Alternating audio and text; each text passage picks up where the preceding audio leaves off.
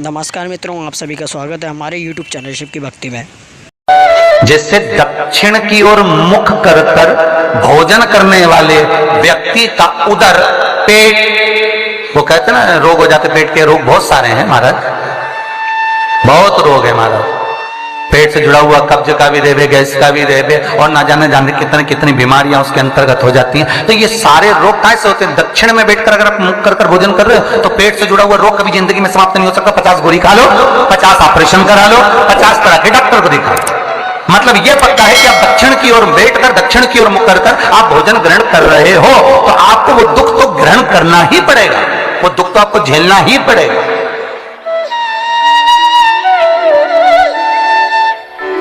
चलो याद करिए, पुराने समय में कितना प्रेम होता था भाइयों में, सत्य बोलना, बहनों में, भाइयों में, बुआओं में, इतना बड़ा परिवार और ऐसा प्रेम रहता था। कोई जमीन मांगे ना जायदाद मांगे, ना दुकान का हिस्सा मांगे, ना रकम मांगे, इतना प्रेम कहां से आता था? तो पुरानी बात याद करो, पहले के समय में ये सीमेंट के मकान बनते थे क्या? अरे बोलते जाओ।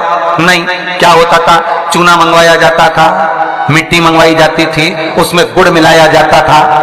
बोलो मिलाते थे कि नहीं मिलाते थे? गुड़ मिलाया जाता था और उसमें थोड़ा सा उसको चिकना करने के लिए खोपरे का तेल डाला जाता था। अब वास्तु रीति में तो हमने ये सब चीज छोड़ दिया, हमने ये सब चीज समाप्त कर दिया कि ना तो हम उसमें गुड़ मिला रहे हैं, ना कोई वस्तु मिला रहे हैं, बस सीधे सीमेंट खरीद के लाए और लगा दिया गया। पर उसका वास्तु तत्व क्या है? उसका वास्तु जैसे कोई बहुत बीमार व्यक्ति है, बहुत बीमार है, बहुत बीमार, और उसको कोई औषधि नहीं लग रही, उसको कोई औषधि काम ही नहीं कर रही, तो आप जब उसको भोजन कराएं, पानी पिलाएं, आप उसको कुछ भी खिलाएं, चाहे जूस पिला रहे हो, भोजन करा रहे हो, चाहे सूप पिला रहे हो, उसका मुख यदि आप पूर्व में रखकर खिलाएंगे तो 15 दिन के अंदर वो अपने हाथों से भोजन करना चालू कर देगा। 15 से 16वां दिन नहीं होगा। पर यदि आप उसको उत्तर का मुख रखकर, आप उसको पश्चिम का मुख रखकर बीमार व्यक्ति को अगर भोजन कराएंगे, दक्षिण का मुख रखकर भोजन कराएंगे तो उसको औषधि लगने में बहुत समय लगता है महाराज। औषधि इसको 15 दिन बहुत हो गए, बहुत। बेलपत्री के पेड़ के नीचे हल्दी का शिवलिंग का निर्माण करो, हल्दी पिसी हुई हल्दी का शिवलिंग का निर्माण करो, उसका पूजन कर कर घी का दिया लगाकर भगवान शंकर की वही हल्दी का शिवलिंग का तिलक अपने हृदय पर, चाहे पुरुष हो चाहे स्त्री हो, अपने हृदय पर कंठ के पास उस तिलक को लगाएं और बाबा का विसर्जन उसी बेलपत्री के पेड़ के नीचे जल डालकर कर दें। महाराज यश मिलना प्रारंभ हो जाता है। केवल ये यश के लिए ही नहीं होता, इसका एक क्रम और है। मान लो आप किसी मीटिंग में बैठे हो, किसी अच्छी जगह पर बैठे हो, किसी कंपनी के इंटरव्यू में बैठे हुए हो, कोई कंपनी आपके कॉलेज में आई है और आप उसमें सिलेक्ट नहीं हो रहे, तो उसके लिए भी ये कार्य पूर्ण है हमारा, उसके लिए। और ये कहां पर भी काम आता है महाराज। मान लो आप किसी कार्य के लिए जा रहे हो और वो कार्य बहुत जरूरी है कि इस व्यक्ति से मुझे ये पैसे निकलवाना है, इस व्यक्ति से मुझे ये काम निकलवाना है, और वो व्यक्ति बहुत दिन से हाथ में आ ही नहीं रहा, तो उसके लिए भी ये कार्य किया जाए। अर्थात कीर्ति शुद्ध हो, पवित्र हो और यश की प्राप्ति। हल्दी का नूतन मकान के पाए में एक नारियल के गोले में गुड़ भरकर, शमी पत्र रखकर उसको दबा दिया जाए तो उस घर में कभी संपदा की कमी नहीं होती और क्लेश नहीं हो सकता। चाहे कितनी भी अहंकारी बहू क्यों ना हो, चाहे कितना भी अभिमतता रखने वाली सास क्यों ना बहू, उस सास बहू में प्रेम ही रहेगा, क्लेश नहीं हो सकता, उसमें विवाद नहीं हो सकता। उस घर के अंदर जितने भाई रह रहे हो, जितने कुटुंबी रह रहे हो, परिवार रह रहा हो, उसमें क्लेश का कोई मतलब नहीं हो सकता। तो भगवान शिव की कथा कर रही है, स्कंद पुराण वर्णन कर रही है महाराज, सुंदर अग्नि पुराण और वामन पुराण कर रही है।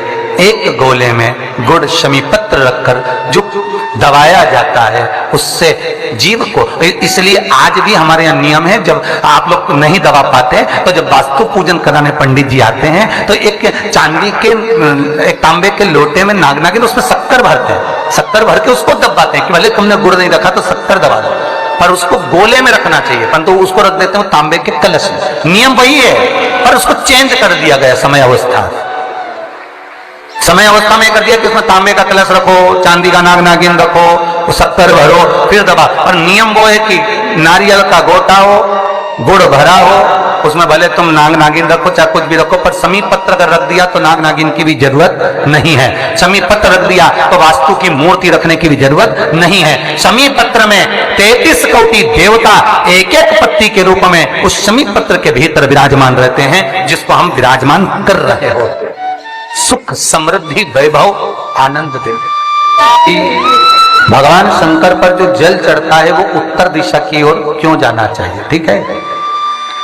और पूजन करने वाले व्यक्ति को महाराज दक्षिण में बैठकर उत्तर की ओर मुख कर शंकर का अनुमोदन क्यों करना चाहिए, ठीक है। जब हम शिव जी की अर्चना करते हैं तो हमारा मुख कहां ज्यादा होना चाहिए, उत्तर की ओर, ठीक है। दक्षिण की ओर से हम बैठे हैं, जहां भगवान का जल जा रहा है महाराज उस ओर देखते हुए, अर्थात उत्तर की ओर हमारा मुख होकर हम भगवान के शंकर की आराधना करें। जैसे पूर्व अभिमुख होकर शिव की जो आराधना करी जाती है वो एक श्रेष्ठता का फल देती है, फल देगी, मना नहीं है। पश्चिम की ओर मुख कर जो शंकर की आराधना करी जाती है उसका फल मिलेगा, मना नहीं है। पर दक्षिण में बैठकर उत्तर की ओर मुख कर जब हम शंकर की आराधना करते हैं उसका जो फल होता है वो शीघ्र प्राप्त होता है। पर ज्यादातर लोग कैसे करते हैं, आप लोगों ने भी तो करा होगा, बोलो जरा जम के, कहां बैठते हो महाराज जी, उत्तर की ओर तो जलाधारी का मुख है, ऐसे एक सहज भाव, ये शिवलिंग है, ये जलाधारी, ये उत्तर की ओर है। तो तुम लोग कहां बैठोगे, ये यहां जा रही है तो ये शिवलिंग है तो तुम इसके सामने बैठोगे, कि जल यहां से जा रहा है तुम उसके सामने बैठो। और बैठना कहां चाहिए, जहां शिवलिंग है यहां से जल बह रहा है तो यहां बैठो। फिर बाद में लोग कहते हैं महाराज जी हम तो शंकर जी के खूब पूजन करते, हमने तो खूब अनुष्ठान करा पर फल कम क्यों मिला। उसका कारण है पूर्व अभिमुख होकर करोगे मिलेगा पर थोड़ा समय लगेगा, पश्चिम अभिमुख होकर करोगे मिलेगा, थोड़ा समय लगेगा। पर शिव आराधना में जब दक्षिण में बैठकर उत्तर का मुख कर जहां शिव का जल जाता है, बस यहां बैठकर अगर आप शंकर की आराधना कर रहे हो तो वो कामना पूरी होने में देर नहीं लगती, कार्य जल्दी ही पूर्ण हो जाता। दोस्तों प्रदीप मिश्रा जी की ऐसी शानदार वीडियो के लिए चैनल को सब्सक्राइब करें एंड वीडियो को लाइक करें।